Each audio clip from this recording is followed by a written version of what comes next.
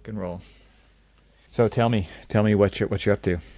You got a new adventure. I do have a new adventure, and it's the new adventure in teaching. An adventure that you have taken on numerous of the occasions. many quarters, many semesters. Yeah. There is one thing that I am noticing, because I always kind of liken myself to more of a blue-collar architect.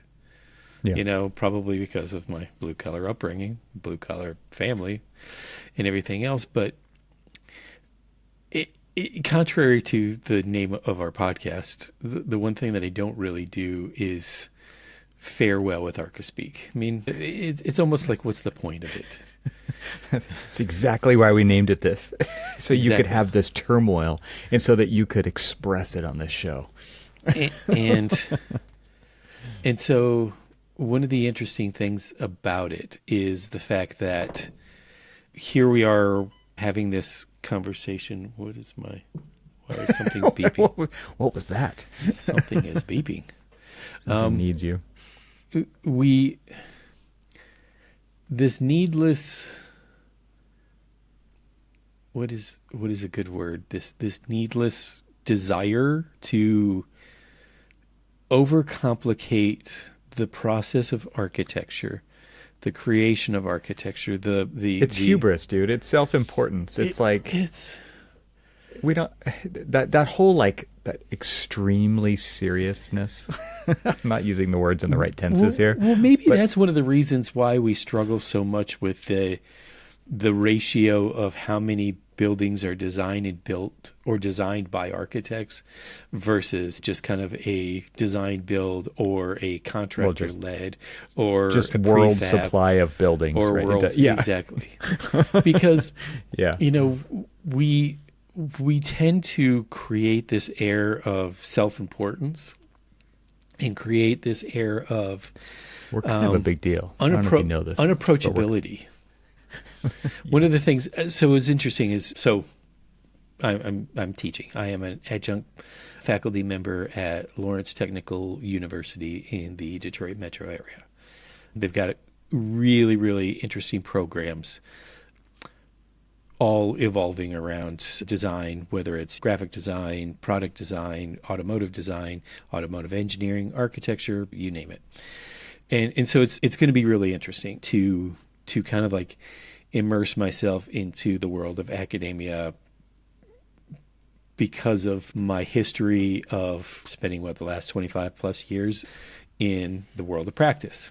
Mm-hmm. And even though I've done things like volunteer with ACE mentorship and things like that, and I kind of work with a lot of our junior staff mentoring them, it is significantly different when you are teaching the next generation of up-and-coming architects, because it depends on the college, I would say. I guess it depends on the college, yeah, because there is still that kind of rooted in theory to then the kind of practice kind of things. And me, I'm going to be coming at it a little bit more on the practice side of things. I'm going to be coming at it the more pragmatic kind of almost in a way of why are we doing this? This is unimportant to the reality of architecture. Dude, you just wrapped yourself up in a bureaucracy, and I'm using that term loosely, right? But it's a business. It is, but it's interesting because here I am and I'm listening, and God, I'm going to get myself in trouble if. Yeah, you are. But can somebody tell me what the boy, I'm going to sound like an ass. You get to edit this. You can well, divulge and then edit. How about that? Let's make this a psychotherapy section. What is the importance of a PhD in architecture? Letters after your name, credentials. I'm going to get in trouble too. So if you're asking me that question, I am asking you that question. I don't think you need. And so again, I'll get in trouble. I don't think you need anything else besides a bachelor's degree in architecture. But I mean, there are specialties that do matter for sure. Well, okay. So anyway, there's specialties. I haven't thought deeply about this. Let's say, hey, I've got a PhD in, I don't know, building Sustainability. Yeah, how about that? or building products or building envelope or things like that. Things that practitioners gain experience on by doing over and over again. And whether it's through maybe an investment with the firm or an investment in yourself, you go and you pursue, whether it's through seminars or white papers or conferences or things like that, that you learn kind of you teach yourself how to become a specialist in some of these things that people are doing. But you do it in a way where you have the practical application of doing it on a project, doing it for a client, doing it in reality where you are actually understand the ramifications. You need both. I think you need both. Well, I mean, so like I don't want to dismiss or downgrade it. That was legitimately a real question. Is like I don't know, because I stopped at a bachelor's of architecture.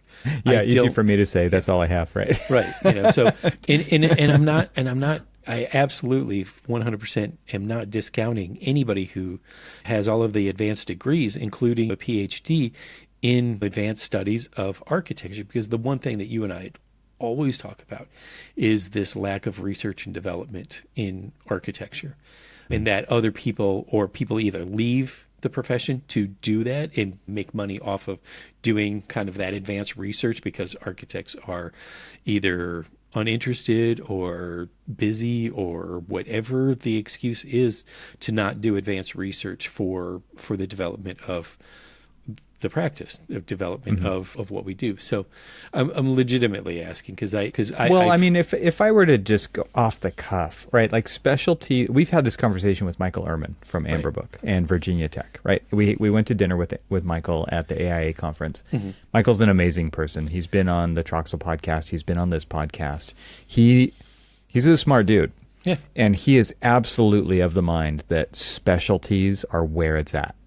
In architecture, I mean, and I'm sure he would apply it beyond architecture, right, for the purpose of your career and career development and focus, right? Because I think I've always more fallen on the side of generalist because architects have to orchestrate the entire thing, right? Yeah. We have to deal with the contracts, the design, the herding of the cats, right, the ceremonies of the uninvolved. We have to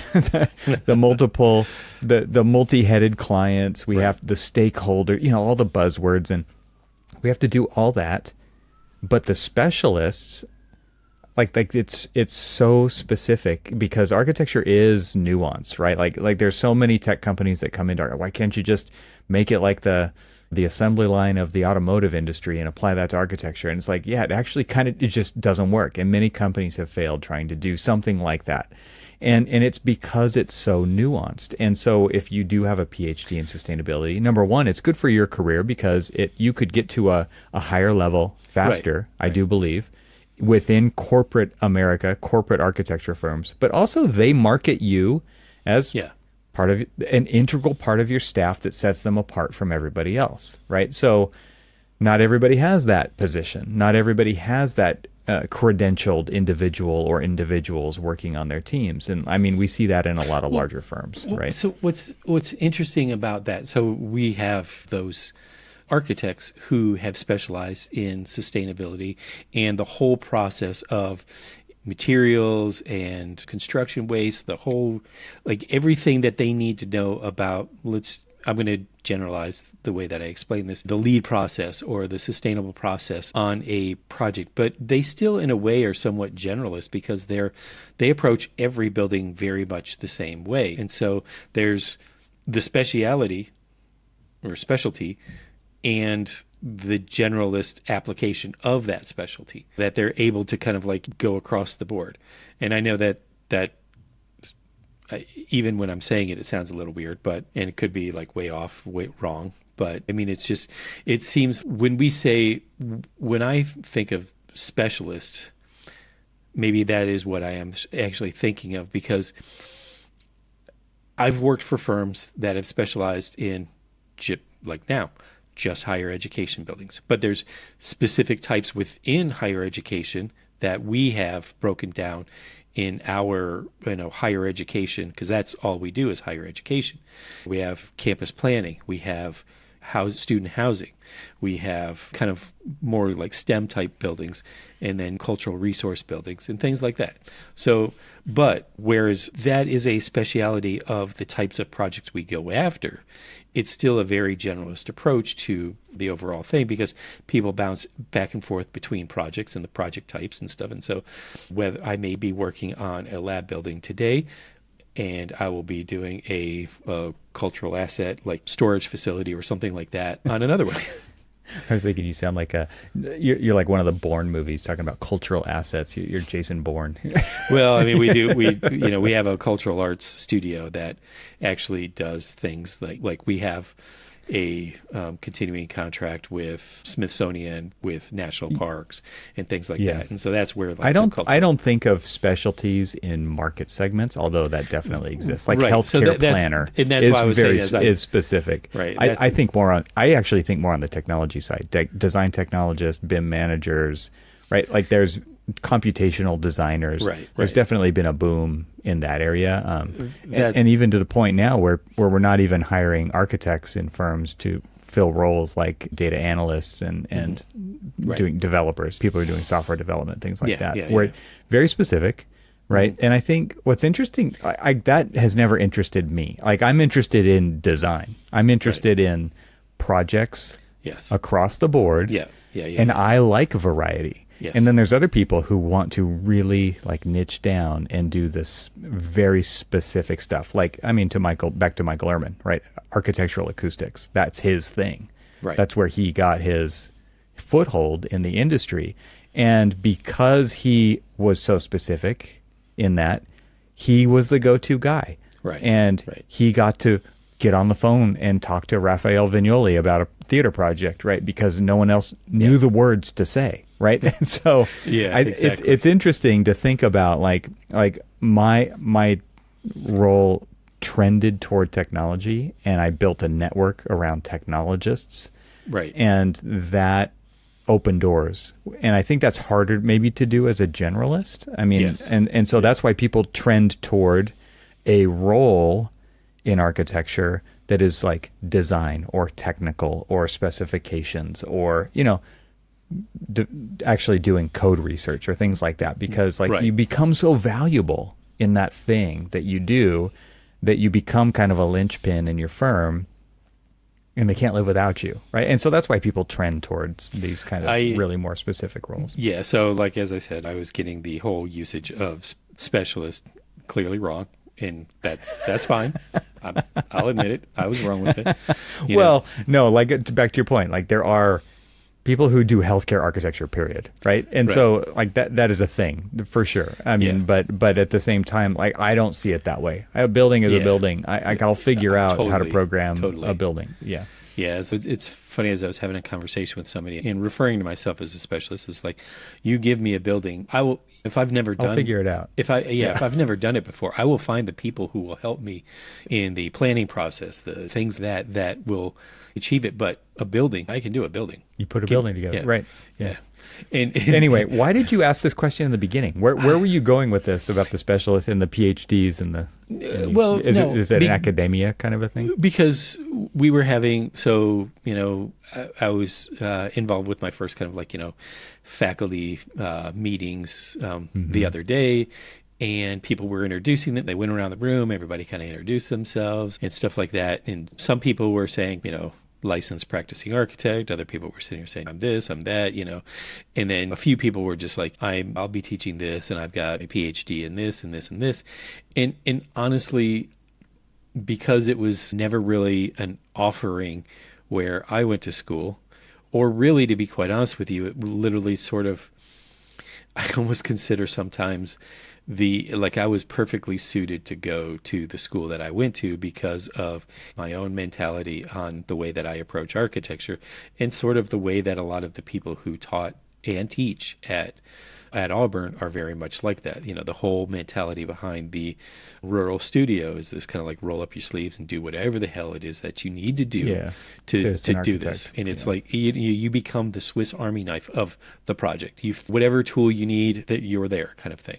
And so I honestly was legitimately asking, is like, I don't, because of everything that I do in architecture, every like role, every hat that I've worn, everything that I've done, I've been able to do it under the limited role of just having a bachelor's degree in architecture. Well, you're not pursuing becoming an academic. And that's, right. I mean, the people that you're talking to are. Like, and that is what won them that role. I mean, among other things. Right. And again, you know, where the question was coming from is like, you know, what does one do with a PhD in architecture? Because it's clearly not necessarily practice. Because if it's just practice in the way that I'm talking about practicing, what's the point? What's the point of having one? So, you know, it was legitimately just a question of curiosity of just, hey, I kind of like hemmed and hawed about, like, I'm going to get myself in trouble because I wasn't sure how to phrase it without sounding offensive. It's like, you know, what's the point of it? But I wasn't necessarily demeaning it. I was just curious, what the hell do you do with it? Well, the beauty of this is you don't just get to ask me. We get to, the audience can give us feedback. And provide that. I mean, my general sense is, number one, like it solidifies your position as a specialist in said area. Okay. Which becomes not only like a backstop of expertise within the firm or in academia, but also as a marketing promotional outward statement to say, like, we care about this stuff so much that we've hired the experts who pursued that through academia, right, to achieve that, and then they're working on your project. And that could be a differentiator, right, when it comes to winning work, because we do compete for work. So. I mean, we use subject matter experts all the time for very specific roles within the project, and that's the you know, I'm starting to, as we talk about it, answer that question. It's like, work it out. Those are the specialists. Those are the people who do have the PhDs or the advanced studies or the advanced research in that specific thing. So, you know, if we're talking about like a Michael Lerman, and we're saying that we have, because we use acousticians all the time, and they are very specific about what it is that our understanding of what it is that sound does to a building and the material choices and the way that you lay it out and all of that other stuff. And then that helps us as the designer and the technical architects achieve the goals. Exactly. Take that data and achieve the goals. Yes. Yeah. So you're a new adjunct faculty member. I'm a new. You're launching into a new adventure. Exactly. So now that we've gotten that your question about like why these specialties matter, talk about what you're actually going to be doing.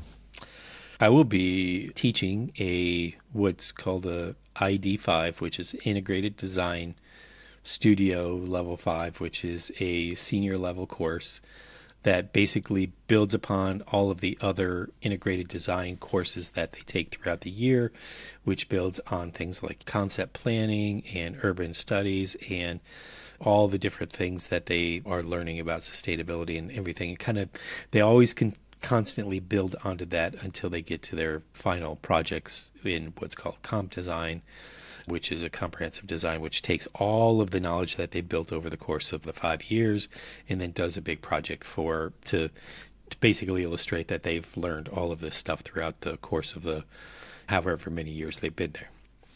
And so would you equate that to a thesis project like that's what we called it? Yeah, I would. Yeah. And so what this particular course will be focusing on, and it's still a work in progress, I'm actually going to be teaching with a friend of the show, with a friend of ours that has constantly failed to produce coffee for you. Still nameless. So he still doesn't get a name. Still nameless. Yep. Hasn't earned it. Exactly. Has not earned the right to have his name used until Evan gets his coffee. but It's true. It's absolutely true. yeah, but you know, The shame. he's The shame. he's been teaching for a while, and now he is full-time staff, and so he's kind of leading the studio effort, and there's 3 studio instructors, him, another guy, and myself. And we're going to be working on an urban infill project in the city of Flint. They'll have like an actual client that they'll be able to meet with, which is a client that, almost said his name. Whew. Had to back up there. Whoa. I almost Good said sound his effect. name. You almost said the name. Almost said his name. You could have bleeped it out. It would have Yes. been okay.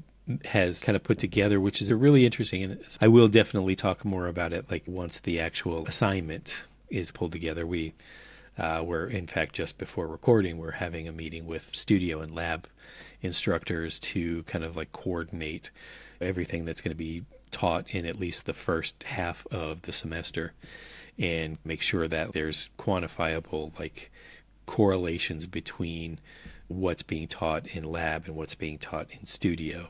It's a little bit different than what I'm used to, because basically... What's the difference between a lab and a studio? Or you mean lecture and studio? Well, I mean, so where we would typically have in my studios, we would have lecture and studio all kind of combined. So sometimes you would be doing lecture, sometimes you would be doing like actual studio work and things like that. This is sort of separate, so that like there is a certain requirement of things that they would be doing in a lecture type format. They're doing that in what they call a lab, and then everything else that they will be doing. That's so confusing to me.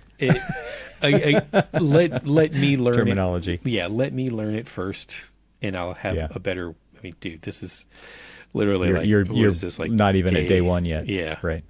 Like I just went yesterday to pick up my faculty ID. Nice. That's about how far into the adventure I am. Now you can get discounted software, and what else? I don't know. Well, Nothing. they keep asking me. They're like, have you gone and got your faculty computer yet?" And I'm like, "No." And they're like, "Well, it's got all the different software and stuff." And I was like, "Well, what software?" And they're like, "Well, it's got this, and this." I'm like, "Well, I've got Revit 2020 to 2024 on my You can't use the company machine for that kind of stuff. I'll just tell you right now. Your IT department would not be happy. But honestly, my machine's better. Of course it is. Of course it is. I never ever got a school machine. Never once. It was just assumed it was bring your own device. So at least you get the option. Well, they do, and actually, they are. I mean, they're just a Lenovo ThinkPad, and who uses those? I mean, a lot of people. Why? What? That's a good brand. What are you talking about? Yeah, whatever. I mean, it was so undesirable that IBM sold them.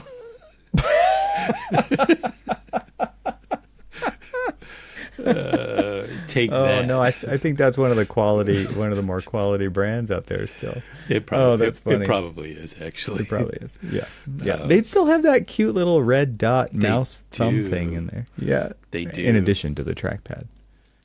I remember when like the first ThinkPads came out with that, and it was like, so here's like a little pencil eraser in the middle of the keyboard. Yeah, exactly. It was just like, do I like, or it's like, ooh, my finger itches, and you just like rub it up against the. Yeah, it's a very rough little scratching post in the middle of your keyboard. It's what's interesting about. So everybody like, I didn't have time to go and get my computer yesterday, so I didn't, and I still have an opportunity to go and get my computer later. But at the time, I didn't have. There was just too many things going on. Plus, while I was there, I was also trying to work and answering a lot of questions and all this other stuff. So we were sitting in a architectural factory. Yes. I was sitting in the factory, but while I was at the factory, I was also in a faculty meeting. I'll get that word right. And everybody was like doing their little work and all that other stuff. And here I am, and I'm like, people are sending me images, and they were like, hey, can you mark this up and let me know what else I need to change and stuff? And here I am with my little stylus, and I'm like drawing on the computer, and I'm like changing I'll things. remind you, you did stuff. not like this computer when you first got it. You did not appreciate it. Totally. And I've you've done a U-turn here. You've done a 180. I totally love and appreciate this computer now.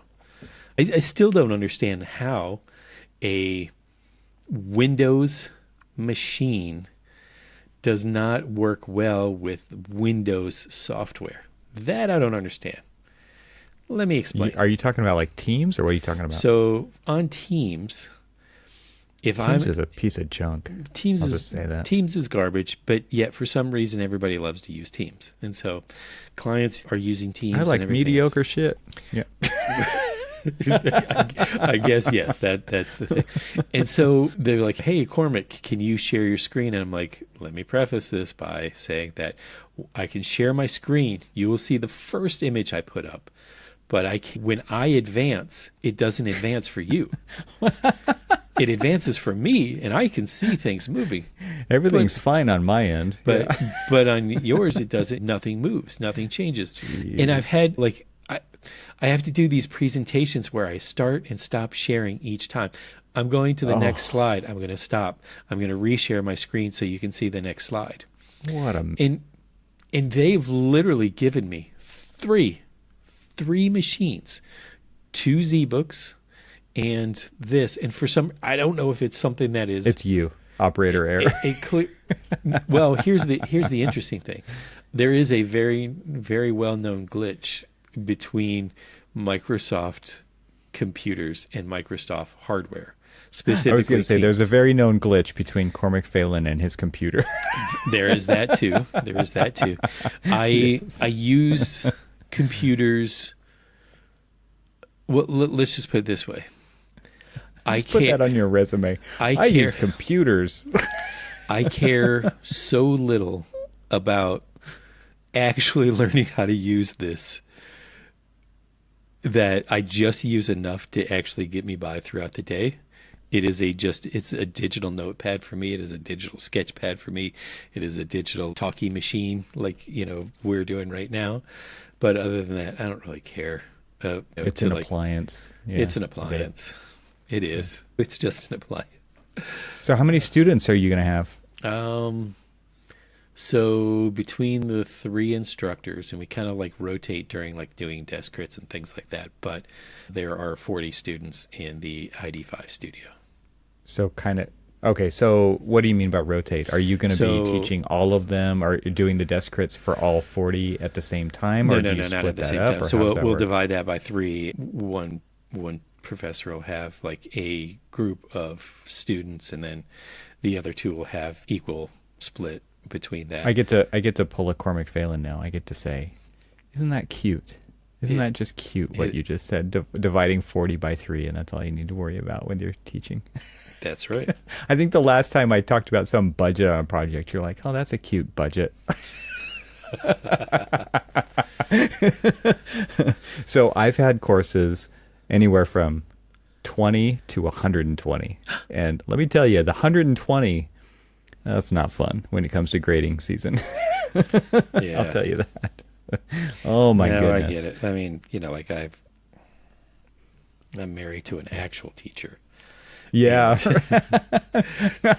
And trust me. But you just did it. Isn't that cute? I'm married to an actual teacher. Oh, that sounded so horrible. College is fine, but I'm married to an actual teacher. So what you mean by that is teachers who come home and cry at night. Because that's what real teachers do. Well, I mean, it's kind of like architecture. Let me expand on that. Cry while drinking at night. Cry this is why mommy drinks. Yeah, cry while self-medicating, while self-numbing. Totally. It's just the reason we're laughing because it's all we can do to cope. The reason why they can go back the next day with a smile on their face Just because they forget. because they've drank themselves into forgetting the day before. Yeah, yeah. I'll tell Wow. you what. That's yeah. And I don't necessarily think it was interesting. Is like the conversations they were having. It's just like you're going to have these students who they don't want to do the work, or they're just going to be kind of like a wallflower and all this other stuff. And they're just like, you're just going to have to learn to kind of deal with them and all of this other stuff. I'm like, deal with them? Here's the conversation you have with them. Listen, when you're in practice, when you're actually doing this for real and you're getting a paycheck and you think that you can not do the work or Earning. It's like having a conversation with a kid, right? It's you won't have a job for long. right. Like we can't just like, oh, well, can I have a little bit of extra time? It's just like clients don't, when we issue a schedule, or we're working with, say, a construction manager who is obligated to have a schedule. And I had this conversation with our construction manager and our client today. And we were talking about the schedule and impacts and delays in some of the modifications of designs that we're doing for this lab building. And I've talked about this transition from the generic labs to these specific labs. And we were talking specifically about, it's like, well, like if we don't get these design changes by X date, it's going to impact the overall construction and delivery and opening and turnover of the building and everything else. Huge financial and logistic implications. Huge. And of course, we're talking about, well, we need this information, that information, and all this other stuff to make these decisions, have everybody stick to them, and so we can move on. Whatever that part is, that's not really the point of this. It's like it's all of the implications of the finances of it. And so when you say, oh, well, I can't really turn it in right now, or I haven't been working on it, can I get a couple more weeks and all this other stuff? In a couple of weeks turns into couples of millions of dollars or more than that, and stuff like that. I mean, that's huge. And that's the conversation that you have with them about, like, the reason why we're asking you to do this work is we're training you to understand and how to deal with the challenges within the profession of being able to stay on task, being able to deliver when you've promised this. And because when you say, here is my delivery schedule for my deliverables, and then the contractor builds off of that and they build theirs, and then financing goes through and they build it off of the construction schedule, and it slips, the client is going to say, who's going to pay for all of this overage that I now have to incur because of delays in the schedule? Yeah. That's what you have. It's like, it's a lot. And this is me being naive, not being in the classroom yet, and all of this other stuff. But when we're talking about, well, I really need this extra time, it's just like, tell the contractor, tell the client. I'll tell you, like, with the courses that I taught, the grad students were way more on top of things than the undergrads. Yeah. Way more invested in their own education. and okay, so I taught, the bulk of my teaching was 2000 to 2010. So it's been a while. And then I taught a few courses at the, 2017, 2018, 2019 time. Okay. And that was to a wide range of students, but there were a lot of grad students in there as well. But the grad students were, because they already have an undergrad, right? So they already understand the workload, and they're balancing maybe a family life, and they're balancing a job, right? And like, you have to be on top of things. You have to be on top of scheduling and when you're going to get things done and what all the deadlines are and who needs what by when. Right. It's just a different level of maturity. Right. I think that's really what you're talking about here, right? It's like this level of potential immaturity. You don't know yet, but I mean, being engaging, I think, is the first part of winning that battle, right? Because if you have an engaging course that isn't like out of control with the workload, I think you're going to get great like people are going to want to show up and they're going to want to do the things that you're asking them to do. I think there was a lot of courses that I took. I mean, we had a conversation about this recently, right? Like architectural history, interesting subject, boring monotone delivery equals Evan sleeping in class. Like that's what that's what that was, right? And I like that's the class I learned how to sleep in class in, right? And that's not like, I'm not saying that's something that is a badge of honor. Right. It's unfortunate, but but the engagement is what I'm focusing in on here. There was a complete lack of engagement. And the teachers that I wanted to engage with, like they had 100% of my attention and 100% of my commitment to deliver. And usually that was design studio. Like that's how architecture school kind of is, right? But also you're teaching design studio. Like you don't have to compete with design studio. You are design studio. So exactly. I think maybe there is a difference in students today, but I think the odds are stacked in your favor, at least in like it's the core class that these students are showing up for. The one thing that I found is very successful in just working and mentoring younger staff and stuff is teaching them the point behind what it is that we're asking them to do, and what it builds on, and what it supports in the progression of a project, the progression of your career, all of these things that what we may find as simple or boring or pointless tasks, what they really are intended for, what it really supports. And a lot of times you get more buy-in on people who realize, oh, you know what? I get it. That's why I have to do these details or something, or this is why I have to do like this research on whatever. The contribution, right, to the overall goal, and looking at it from a big picture perspective rather than just like the monotony of the potential monotony of the task that's been assigned. Because if you're talking about like, hey, I want them to do some work, but it's going to be like more busy work and all of this other stuff. If there is no contribution to, like, say, the end goal of a project or, the end goal of your career or whatever, you got to ask yourself, what's the point of actually doing it? Sure. And it may sound like it's being lazy on something, but I look at it this way: it's more streamlining. It's just like, is this going to benefit? Is all of this busy work going to benefit the project? Yes or no? Yes? Okay. And then it's like that whole little diagram. It's just like troubleshooting something. It's like, I'm sure you've seen those things, like the little diagram. It's just like, yes, then keep doing it. No. The flow chart. Yeah. The little flow chart of like an engineer's flow chart or something. It's just like, will this work on the project? Yes or no? Yeah. And then it gives you the next steps of, it's like, good job. You've cut all of this out of like your process and it's made life easier on you. And it's just like, I sit and I listen to all these different conversations, both now academically as well as in the profession. And I listen to what people feel like are the complexities or the pain points in the profession. And I think to myself, well, then why are you doing it? Like, just cut that out, because like clearly that's not needed in the process of whatever it is that you're doing. So just don't do it. Like, it's for you to say, I don't know if that's true. Like you can't just apply that filter to it, because obviously there's a lot of things we have to do because it's the way somebody requires it, or the way we've always done it. We've heard that before, but there's a lot of stuff in the system that just hasn't worked its way out yet. Right? Yeah.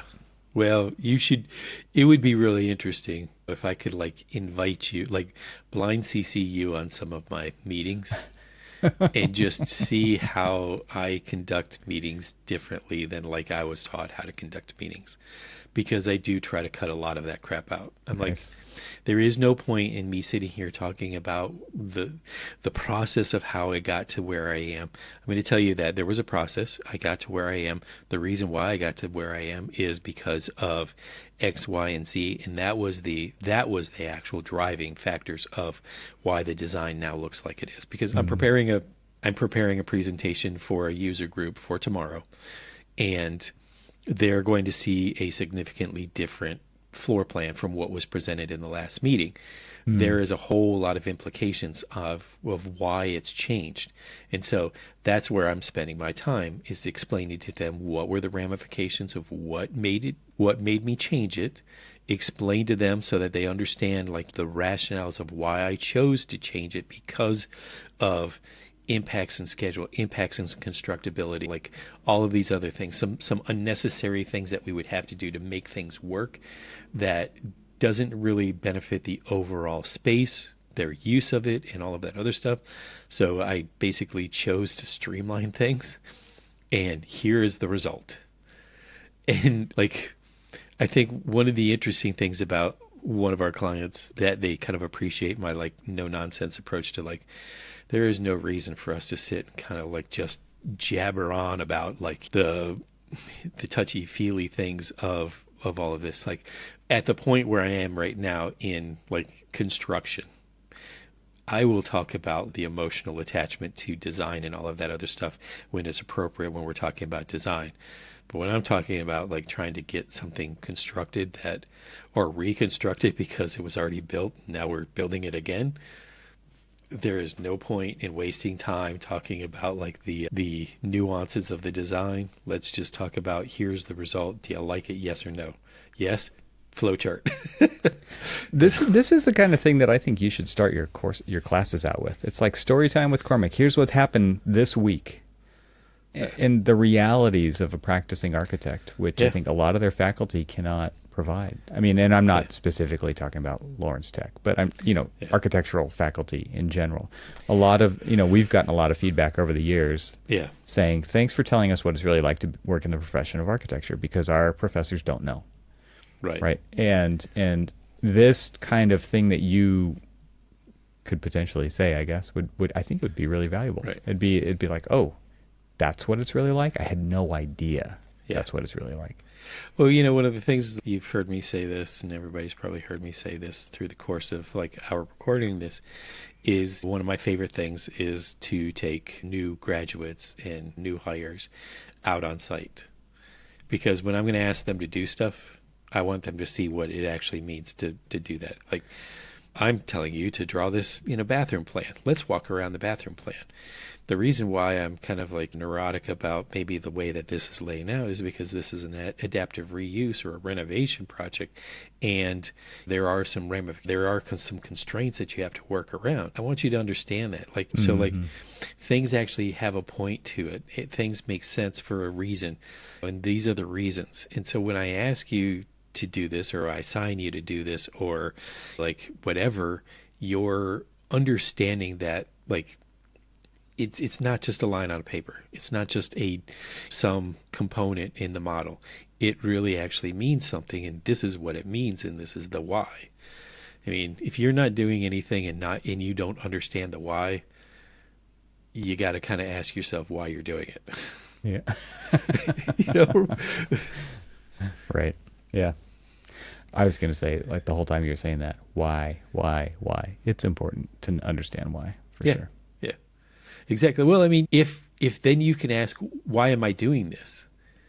And then, you can have the conversation about, why you're doing this is because of this, and this, or it'll impact this, or we're doing this rigor of this design and these alignments and everything else. Thinking about this Arca Marathon reel that they just posted about a building, a Renzo building that they had visited, and they were like following these lines around and all of the rigor of things. And it's just like, oh my gosh, look at the edge of the pattern in the tread and how it aligns with the handrail and how it aligns with the mullions of the window and all of this other stuff. We're architects. But we align things. Yeah. But those are the whys. Just like when I assign somebody to do something and they want to know why, those are the things that I want to talk about, like how those whys support the other things that we're trying to achieve.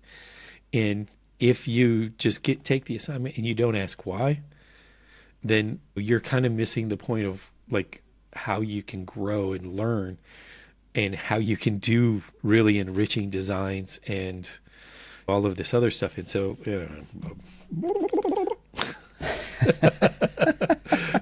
I don't like. I mean, it reminds me of little kids, right? Why? why? And then you say the answer, and then why? And then you say the answer, and then why? It's the five whys. It's how deep can you go? I swear. And we do lose that. Like that Yeah. gets kind of pulled out of you, numbed. I don't know, like what's the right word? I've talked to you about a friend of mine and a coworker, and she's just like, hey, Cormac, you're probably going to get tired of me asking all of these questions about all this other stuff, but I just really need to understand what it is that we're doing, why we're doing it, and all that other stuff. And so if you ever get, frustrated with me asking all these questions, just let me know. I'm like, I'm not going to get frustrated with you asking questions, because that's what I want. That's what I've always wanted. Remember I said I like pin up a question mark on my desk. And it's like, question everything. Ask why all the time. Like, and if you, that's what this conversation that I've been talking about, like the idea and the execution, and to successfully like link those two together, it's always that question, that inquiry, that questioning. Like, have I successfully implemented all of these designs so the diagram is read in the final production? And when we were talking about I called it in the last episode, I called it the slide house. It's the sliding house. And I knew that. I just kept saying slide house for some reason from Brian McKay Alliance. And he was you had said, well, you can really see the diagram, like the diagram, the idea, the concept, the diagram reads in the final production. And that's kind of what the questions support is. You are questioning in your concept, like all of these different ideas, all of these notions. Through design development, you should be questioning why and how you're supporting that initial concept. Through construction documents, you're questioning how you're supporting the design development and the concept. And it's just like this constant, like, keep going back and zooming in, zooming out, zooming in, zooming out, to make sure that you're like following true to like the original concept. And that's what gets the capital A architecture, right? Yeah, I think one of the things that it encourages is deep thinking. And I don't think there's enough of that in today's world, which is like, just do what I told you. Or, you know, we have a deadline, just get it done. And I think what asking why encourages is actual reflection. Yes. And it forces you, if you take it seriously, to think critically and say, yeah, why do we do this? Right. It's not even important for you to come back with an answer. Maybe you have it, maybe you don't. Mm-hmm. But it encourages you to say, like, slow down, so that we can actually assess the situation and then move forward together. I think that doesn't happen enough, and there's this weird encouragement to just go fast, take shortcuts. The incentives are, and we all know this, budget, right? Like the schedule, the time. We don't have time to question why. Just do. Right.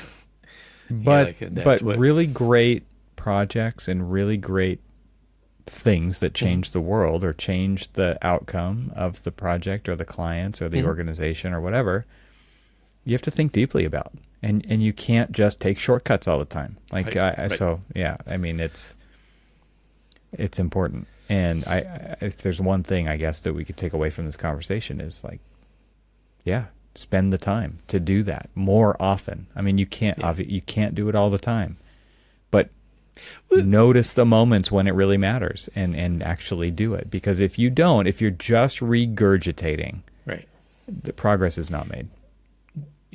I don't, and I'm going to say this as somebody who is a habitual overworker, that I think even with the tight budgets and the tight schedules, there is still time to reflect while you're doing it. Sometimes it requires sacrifice of your time to do that, but if it's something that you feel is worth it, you're going to do it. I mean, and if you don't, then you're going to get what you get. And a lot of times people are okay with just getting what they get. It's just, I mean, I was telling, my plan is if no one else is going to, I will show in like the early stages of the studio. I will sit down with everybody and I will pull out my laptop and I'm going to pull up YouTube and I am going to show, because even though I do have it on DVD, good luck finding something to play it, because I don't even have a computer that plays a DVD. Yeah. But Eames's Powers of 10.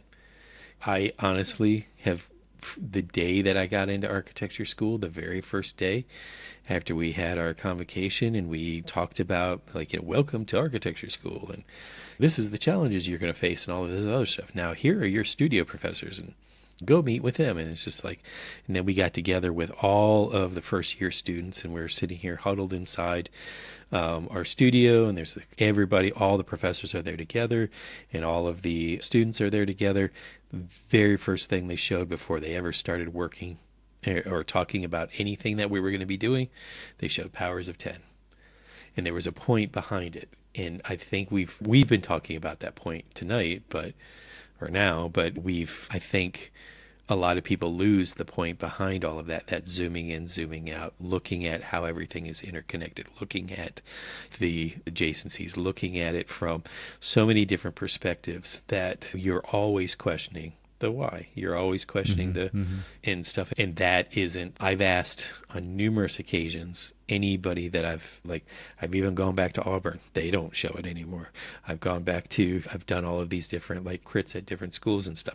They don't show it. And it's just there's something about the 10 minutes that it takes to actually look at that video and really understand what it is that Charles and Ray were talking about when they did it, and what kind of the whole intent of it, that it's literally something that I've carried through my entire career. I hope that they can get as much out of it as you did. I won't count on it, but and maybe the other people that were sitting with me in studio wasn't impacted the same way I was with it. It was always these always look at it from the big picture, the small picture, the intermediate picture. The thing that I learned about when we were doing hand drawings, right? Back in the day when we were doing hand drawings and stuff like that, is that you could literally stand up from your desk, take a few steps back, stare at it and say, all right, what am I not seeing? What else do I need to look at? Now Zoom you just out. move the scroll wheel. And now you scroll in, scroll out and all this other stuff. But then you're Indefinitely. But I don't, maybe I should disagree with myself on this one, is that I don't see that it's the same thing. And really, to be quite honest with you, you could see more with just scrolling in and out. I mean, hell, I've got on one of my other screens, I've got Navisworks open, which is the entire development that this one university in Riyadh that we're doing and it's got the whole entire development. So when you scroll out, you literally see it as a speck within the overall development. And then when you scroll back in, you start to see it and all this other stuff. And that's kind of the point, is does it blend in well with the overall intent of the design language of this particular development and stuff like that. So Micro, macro, micro, macro. Macro. Yep. Cool, man. Well, I'm looking forward to the stories and your experience doing this, and we'll see how this plays out. Yeah, it's one of those that I'm very optimistic and very hopeful that it is everything that I thought it would be. That's the beginning of the school year right there. Exactly. And then at the end of the school year, it's a little different. And granted, I was dealing with a bunch of high schoolers. And you live with a teacher. Oh, yes, I do. A real teacher. A real teacher. I'm going to get some crap for that, I'm sure. Cool, man. Anyway. Well, exciting. All right. Yeah. Until next time. Exactly.